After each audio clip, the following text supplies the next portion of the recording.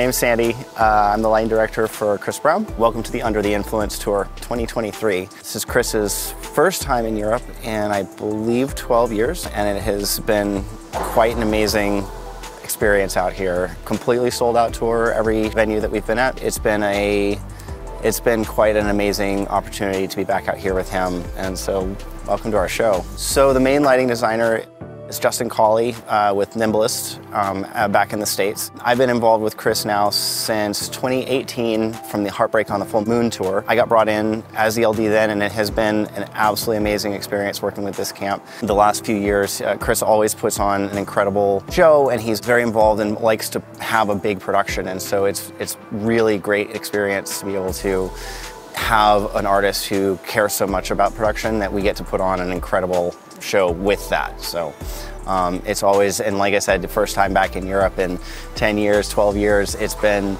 quite a show for us. So Justin and Chris had a long discussion. I know Chris really wanted to have a very futuristic theme with the set, and then also incorporating several of the last tour's elements. And so by building the stage the way they've designed it, it's really meant to encompass the whole experience of Chris and his show. And so in previous tours, we've had set breaks where we've changed set looks, we've had a full set change. This one, it was important to kind of keep it as one big piece, then we highlight different parts throughout the show. And it is a journey through Chris's music. We flow through into separate sections, which is very clearly, distinctly brought on between set one and set two. I will say Matt Fuller, who did all the video content creation, and again, like Chris is very intimately involved with all of this because he has a great eye and has a very good opinion on all this stuff. But Matt did a really wonderful job with creating this very this content that was extremely immersive for a lot of Chris's music, and that's really excellent for this kind of show. This is a performance as much as it is a concert or a show, and the dancing part of this is the main feature that we have to make sure that is always is always visible and always shown. And so we do have to work very hard in making sure certain focuses are a certain way so that dancers are properly lit for certain specials, songs, etc. And so it is a very encompassing show in that way because it's, like I said, it is a performance. Chris is really good with kind of feeling out the audience. He does connect a lot with them, and you can see that on every show where his eyes kind of light up. He gets really excited, and that's always it's a fun thing to watch, right? And then you add elements of all the other pieces of his show together, and it is really a phenomenal performance. So all spot fixtures actually for our main moving heads, Roby Fortes. Then we have GLPX 4 bars kind of lining out all the trusses with JDC1s in the truss as well. And then we have more JDCs and X4 bars on the floor in various points, as well as a row of FR1s upstage on the set pieces that you see behind me. And that's basically the rig, but Justin did a really cool thing with layering the trusses. So it is kind of a stacked, tapered, if you will, that we have, which is a cool way to chase the X4 bars across in some of the effects. And so that's been a really fun thing to toy with too on a day-to-day basis, is kind of, based on what the room is, based on what venue we're in. I do try to change and augment the focuses and effects based on what the room is. So if the room happens to be very long or elongated, I will change all of that stuff based on so that it's more effective to the room and to the space that we're working in. On top of all that, and the video and everything else, we do have a whole bunch of set LED stuff that lines the stairs, the mobilators, the LEDs that we run Resolume with, and I have a tech out front that helps me make sure all that is in place and wired properly every day.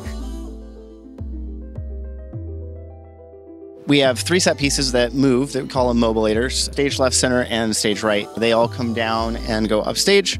One of the things that's actually very important to us and to him is that you can see all full body. We do try to keep the front of the stage very clean and clear so that his feet to his head can be seen. So all of our footlights actually had to be dropped for this tour so that we could make sure that that was visible to everybody in the audience. We have stairs made of coins on either side that come around to platforms, and then the inflatables, which you may be able to see behind me. Quick overview. We have standard front truss. We did cut it in an angle, which makes it really great for front light. We kind of like to keep it kind of steep. Chris is really preferable to not having follow spots, especially far front of house follow spots. So we do have a series of robo spots that are set up on stage, front and back. And we like to keep them fairly steep so that it keeps it out of his eyes and makes it a little bit more easy for him to perform. On that, we also have all the trusses are designed in L shape. We call them pods. So we have 6 pods on the stage, and then upstage we have a U-shaped truss section as well. All very similar hangs between the Fortes, JDCs, and X4s, but they just kind of follow the shape.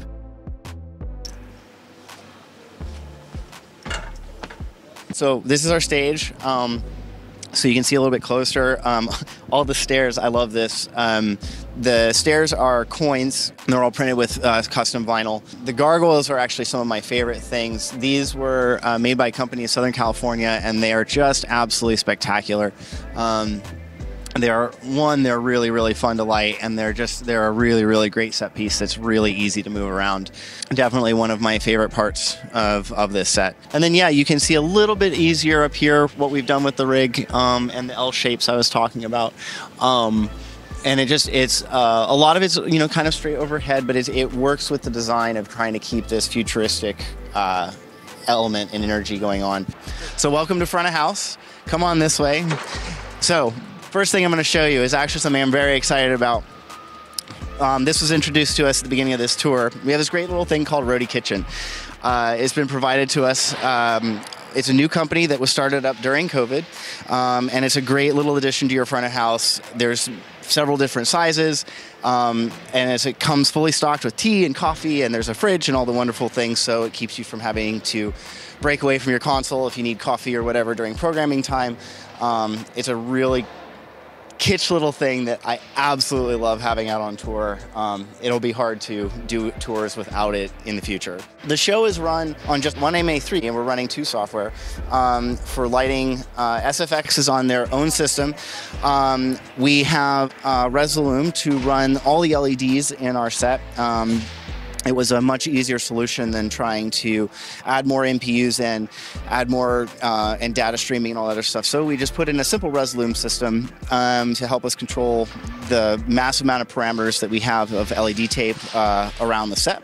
And so that's that little Mac Mini computer that you see over there. Otherwise, it is a very basic, very relaxing front of house setup. Part of we really try to do in rehearsals was find the ways to kind of fill up the negative space around the video and around the set to fill in those holes and to create this full image that you're looking at every day. And I think that's actually one of the fun challenges too about working with this set is just how to create that picture. Like I said, every room is different, especially in Europe. We've been kind of going all over the place with the room sizes and room designs, and so it's been a fun thing for me to do is to kind of put that picture together every day. Josh, our choreographer and creative director, does an incredible job with having their movement really kind of make sense with the show.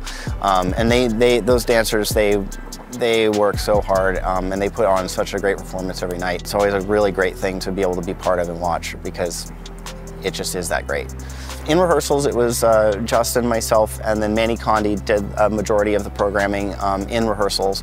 And once it was handed off to me, part of one of the things that we like to do, I like to do working with Justin, is kind of evolve the show over time. And we start with a product at the very beginning that we're all very happy with, but it is, as a show grows and as a show kind of evolves, you want to, you don't want it to be stagnant. So every day I get to have a little fun with it too, where I'm recreating something, or maybe I'm going to add a little hit here or a little hit there, based on, again, based on what the room is. Maybe the choreography has changed. Our design team is wonderful at just making it very clear as to how we need to take this and how to make this their show. It's been exceptionally smooth. The gear's been really well. All the gear is provided by Cyan. It's a company based out of the UK. BPM runs all the SFX stuff that we've got going on here, and everybody's been truly fantastic. Like I said earlier, it's been a very wonderful tour, very wonderful experience being out here. Honestly, all of this comes from Chris. It's like he is so involved in a great way with his show, because he cares, and like he'll come out and sit with us and watch the show happily. We take notes and we come up with new ideas, and it's really great to have an artist that cares that much. It makes the show and makes our show so much better because we can have that input.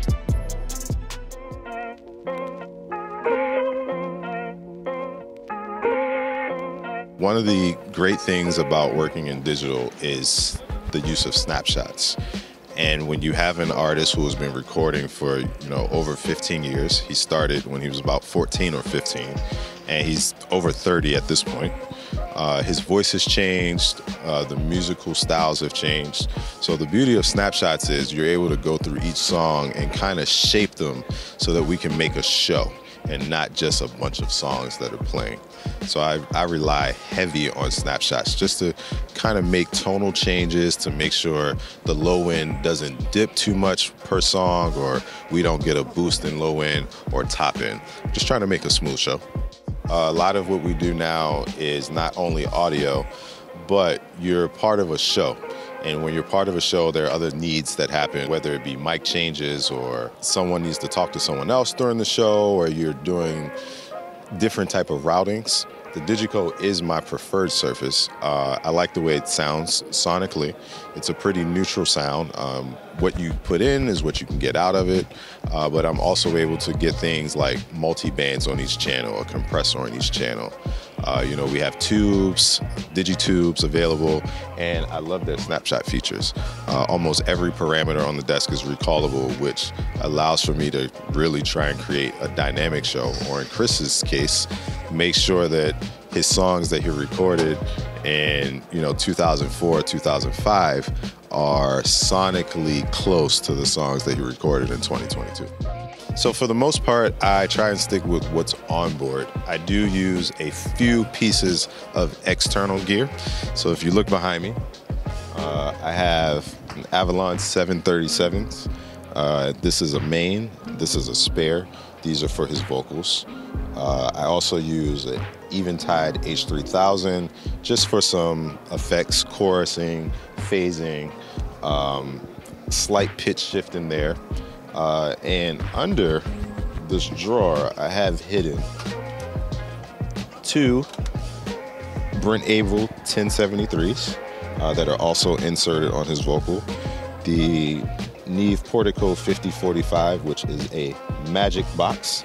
I would recommend everyone use this. Waves also makes a version called the PSC, but what it does, you cannot replace. And my trusty DBX 120A, which is a subharmonic synth. And if you've ever used one, you know I have it. So fortunately, we're working with an artist who's been doing this for at least 15 years, and he is seasoned. So he has pretty good mic technique. He also can sing from his diaphragm. So we get a good source. Outside of that, I'm just using the 1073 on his vocal for some color, just to kind of help him out in his lower mid-range, which is what 1073s are really good for. And the Avalon 737 is the 737. It's a clean EQ. So those are generally my vocal chains for him and other people I work for. My name is Chainey Harpe, and I am the monitor engineer for the Chris Brown 2023 Under the Influence tour. He's using the Sennheiser 9000s. They're a little customized, but under all that glitz and glitter is a 9000 transmitter, and then of course 6000s are the receivers. Nothing too high tech for him. We keep it pretty standard. I've got some waves processing on him. Not too much. I got an M7 of Berkassi for Verb, and I'm also using a Rupert Neve master bus processor to finish off his mix. We also use Sennheiser and Wizzycom products for his in-ears and his microphone. Chris likes everything to be perfect, but he still wants to be of the moment. So I'm not over-processing it. I like to keep things pretty organic. The hard work in his show we try to do in pre-production.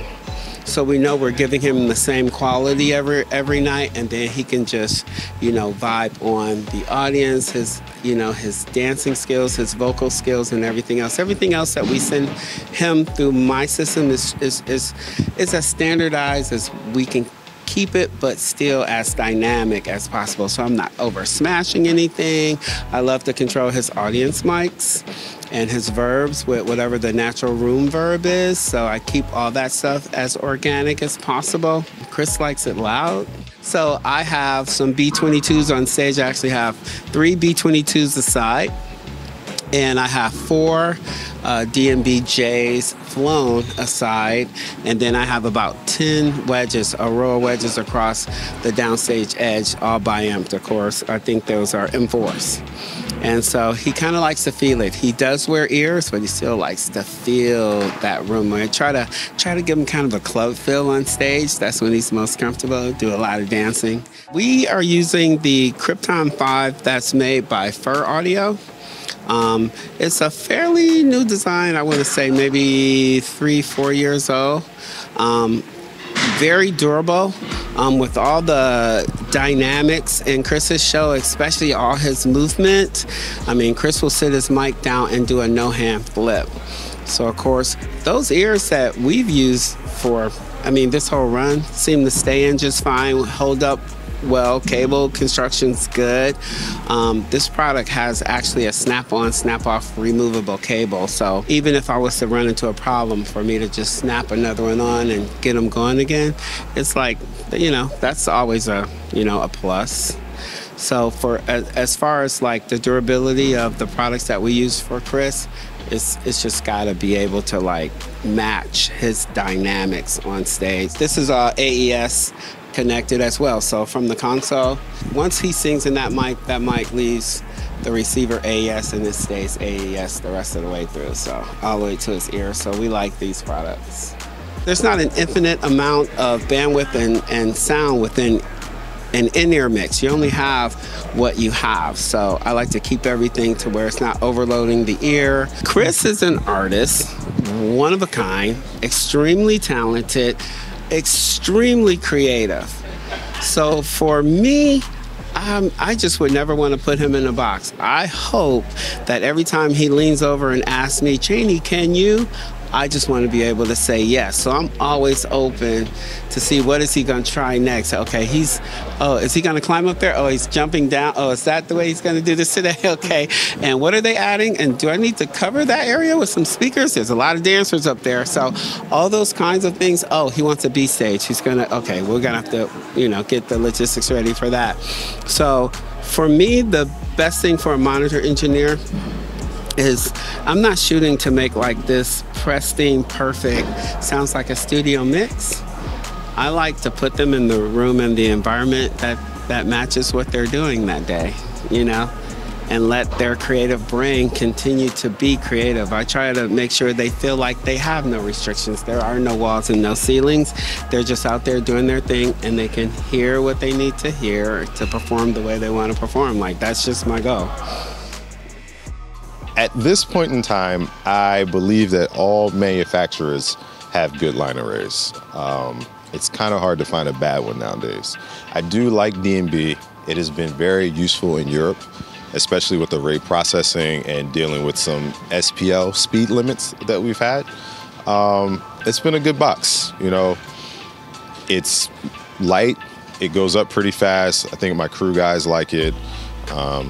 I've always been a fan of DMB from the J's, even, you know, the C4s, the C7 stuff, B22s. So I have no quarrels with DMB. I would take it out again. I absolutely would.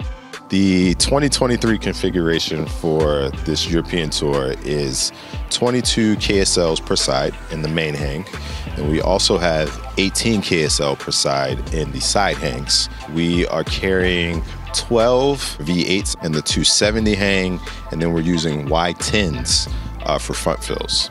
To add some oomph to the show, we have 8 flown SL subs per side in the air, and then there are a total of 16 spread across the front of the stage, just to kind of fill the ground and get that rumble, you know, at 30 to 40 hertz that we all like to feel. It's a good PA. I believe our monitor engineer, Chainey, is very happy with it. Somehow DMB was able to make the back of the box almost silent, which helps clean it up on stage, but make sure that the artist knows it's on, and we couple that with the subs, and we have a dance show. He likes to dance, the dancers like to feel it, and they're moved by low end. So I think we're able to accomplish that. You know, a lot of times people think of a lot of speakers for volume, but really what he goes for is feel. If he could feel the music, then it makes a good show for him. It's not necessarily about getting loud. Just get it to feel good. The best thing about working with Chris is honestly watching him and his dancers on stage every night. If you really just take away the music and watch him, you'll realize how good of a performer he is. You know, this is a 2+ hour set, and he's dancing and singing the entire time.